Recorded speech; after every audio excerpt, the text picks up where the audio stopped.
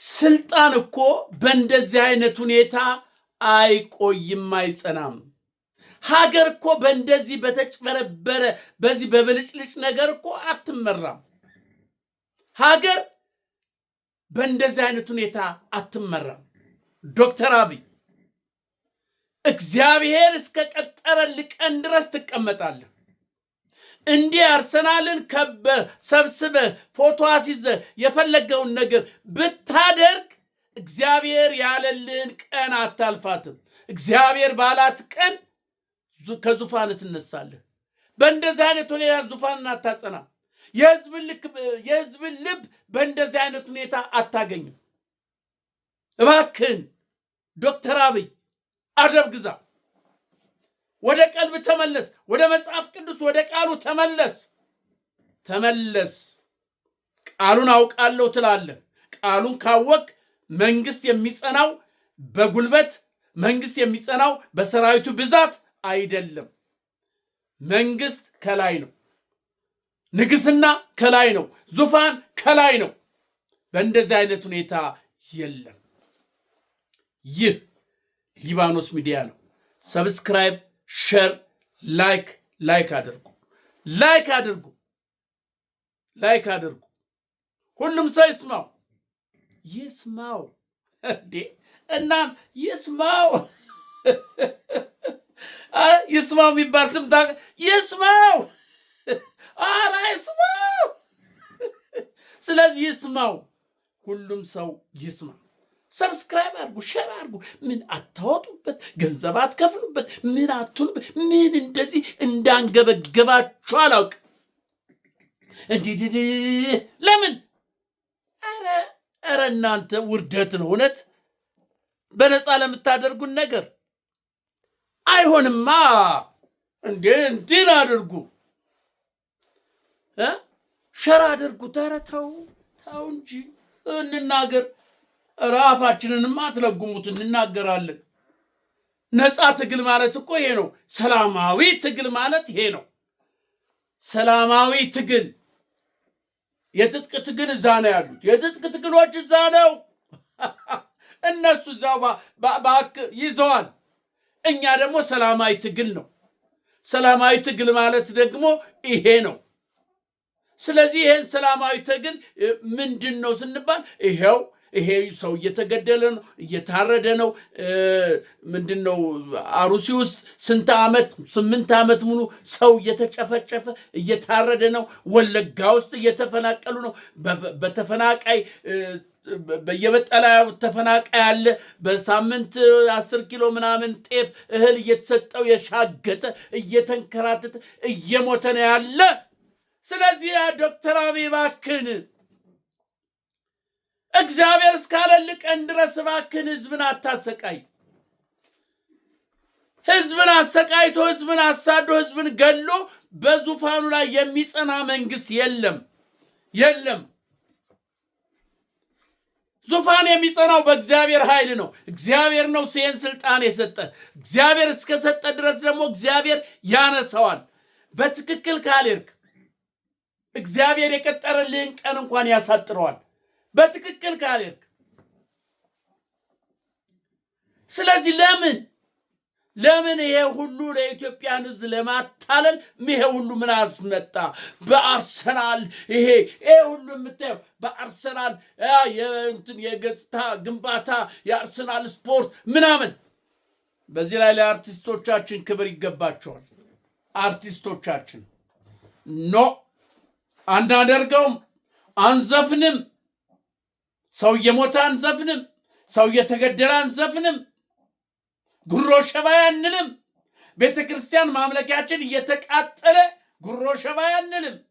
እናለቅሳለን፣ እናነባለን እንጂ ብለው የሄዱት አቅርቤላቸዋለሁ። የኢትዮጵያ ህዝብ ለነዚህ ክብር መስጠት አለበት። ባለውለታው ናቸው።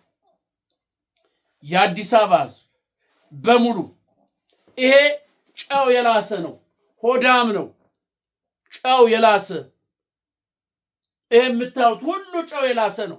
ቅድም መጀመሪያ የማሊያ ለብሰ የነበሩ እነሱ ሁሉ በነፃ ከመንገድ እየተጎተቱ ይሄዱ ናቸው፣ ገንዘብ እየተሰጣቸው።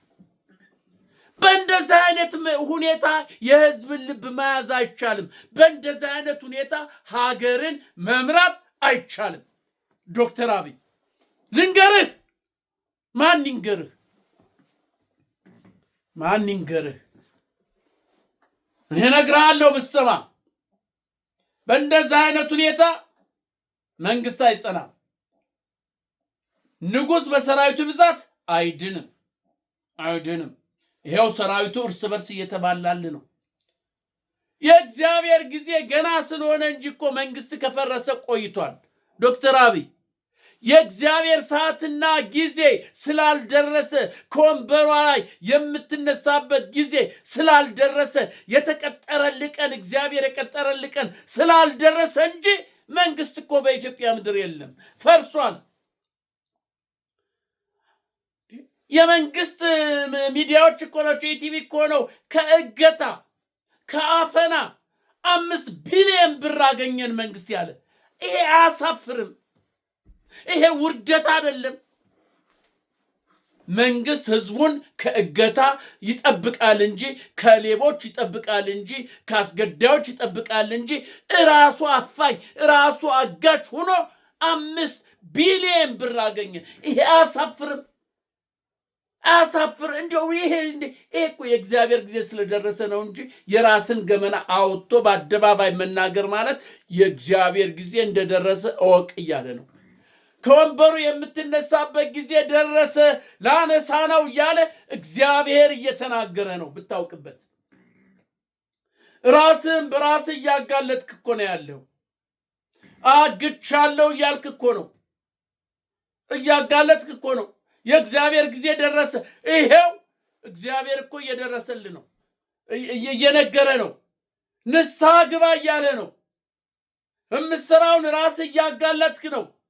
ስንናገር ሌላው ሲናገር የነበረው ይሄን ያህል መንግስት ነው 120 የሚባል የማፈያ ቡድን አዘጋጅቶ ሲነጥቅ ሲያፍን ያለ መንግስት ነው ስንል ማንም አላመነም ነበረ። ይሄው አንተ ራስህ ተናገርከው። 5 ቢሊዮን ብር በአፈና በእገታ የተገኘው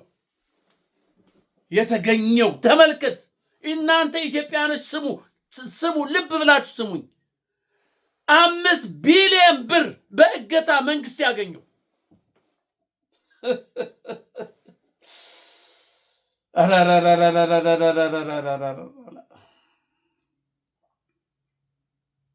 ዶክተር አብይ በእውነት እግዚአብሔር ምህረት ያደርግልህ።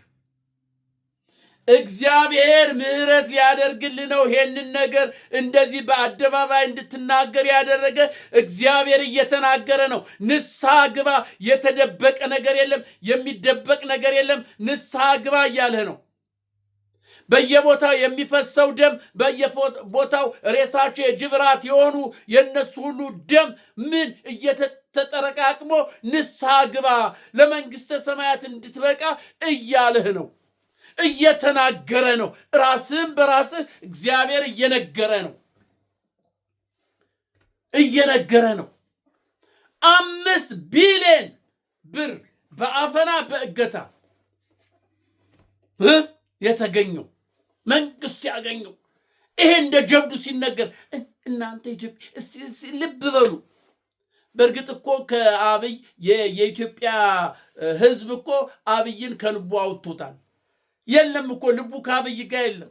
ገና እኮ በእንትን ወጥቶ በዜና እንደ ሲናገር ሁሉም እኮ ዝጋው እኮ ነው የሚባለው። አንተ ዝጋው እኮ ነው የሚባለው። ነግሬያቸዋለሁ። ከዚህ አንዲት እናት የልጅ ልጃቸው ስም አብይ ነው የሚባለው። የልጅ ልጃቸውን ስም የአብይን ስም ላለመስማት ሲሉ ቀየሩት። ኬክ ቆርሰው ዘመድ አዝማድ ሰብስበው ቆርሰው ድምፁን ቀየሩት። አብይ የሚል ድምፅ ስም እንዳልሰማ ብለው ከመጥላት አንጻር ነግሬያለሁ ከዚህ በፊት። የኢትዮጵያ ህዝብ ልብ ካንተው ሄዷል። ዶክተር አብይ በእንደዚህ አይነት ሁኔታ መንግስት አይጸናም። በግድያ በማሰር በማፈን መንግስት አይጸናም። መንግስትን የሚያጸና የሚሰጥ ማን ነው? እግዚአብሔር ነው። እግዚአብሔርን አምናለሁ ካል፣ እግዚአብሔርን እከተላለሁ ካል፣ ይሄን መጽሐፍ ቅዱስ አምነዋለሁ ካልክ ይሄንን አምነዋለሁ ካልክ ያሰርካቸውን ፍታ። ያለ አግባብ የታሰሩትን ፍታ። የቴዲ ማናጀሮችን ፍታ። የቴዲ አፍሮ ማናጀሮችን እነ መስከረምን ፍታ። እነ ዮሐንስ በዋሌውን፣ እነ ክርስቲያን ታደልን፣ ሌሎችንም ፍታ። ያለ ኃጢአታቸው በዘራቸው፣ በቋንቋቸው፣ በሃይማኖታቸው የታሰሩትን ፍታ። ፍታ። ስላሰርክ መንግስት አይጸናም፣ ስለፈታህም መንግስት አይፈርስም። ይሄን አንድ ነገር አስረግጬ እነግራለሁኝ። የእግዚአብሔርን ቃል የምታምን ከሆነ ፓስተሮችን ከየአካባቢው እየሰበሰብ ጸልዩልኝ የምትል ከሆነ በማሰር በመፍታት መንግስት አይጸናም። ንጉሥ በሰራዊቱ ብዛት አይድንም። እመነኝ፣ ንጉሥ በሰራዊቱ ብዛት አይድንም።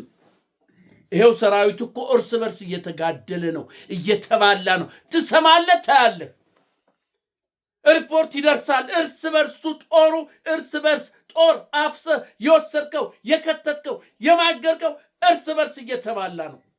እርስ በርስ ይሄ እኮ ምልክት ነው ለአንተ ዶክተር አብይ። ኧረ ተው ተው ተው ተው ተው ተው እንጂ ዶክተር አብይ ተው። የተነሳህበትንም ማወቅ፣ አሁን ያለህበትንም ማወቅ፣ የምትሄድበትንም ማወቅ። ተው። ጊዜ ይመጣል፣ ጊዜ ይሄዳል። የእግዚአብሔር ጊዜ ይመጣል፣ የእግዚአብሔር ጊዜ ይሄዳል። ተው። ይሄው ጥሩነህ ምክትልህ እንዴት ተክለፍልፎ እንደበረረ እያየ ነው። ወልዲያ ደርሶ ገና እግሩ ከመርገጡ ወያኔ መጣ፣ ፋኖ መጣ፣ ቆቦ ደርሰዋል ሲባል ወዲያውኑ ነው አፈት ልኮ በሄሊኮፕተር የገባው። ላብላብ እያለው ጭንቅ ጭንቅ እያለው ልቡ 10 ጊዜ ድው እያለ የሄደበትን ነገር ትቶ። ስለዚህ ጊዜ አለ፣ ቀን አለ። መንግስት የሚጸናው በእግዚአብሔር እንጂ በሰራዊት ብዛት በመሳሪያ ብዛት እንደዚህ ሰውን አሰልፎ በግድ በገንዘብ ይሄን አድርጉ ፎቶ በማስያዝ አይደለም። ዶክተር አብይ ስትመጣ ታስታውሳለህ? ገና ስትሾም ጀምሮ የኢትዮጵያ ሕዝብ ሳይቀር የአፍሪካ ሕዝብ ልብ አንተ ላይ ነበር። የኢትዮጵያ ሕዝብ ሳይቀር የአፍሪካ ሕዝብ በሙሉ የጥቁር ሕዝብ በሙሉ አብይ አብይ አብይ ነበር። ምን እንደዚህ አድርገው ነው አሰልፈው ነው? ወዶ ራሱ ፈቅዶ እኮ ነበረ ሰልፍ የሚወጣልህ።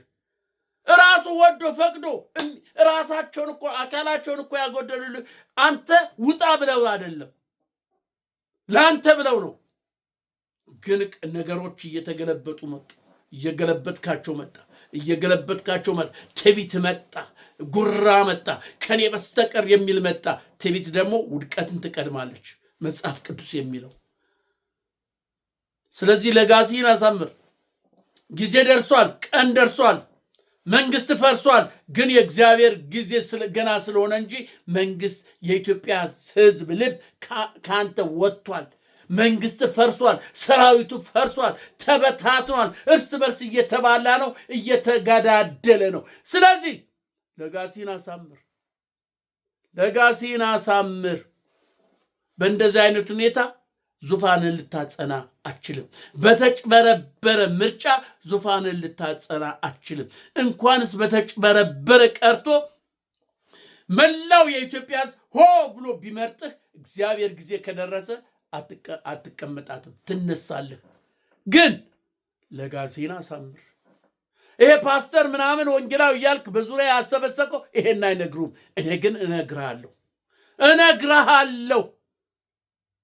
ለጋሲን አሳምር። የእግዚአብሔር ጊዜ ደርሷል። የመነሻ ጊዜ ደርሷል። ቤትህን አሰናዳ። ጊዜው ደርሷል።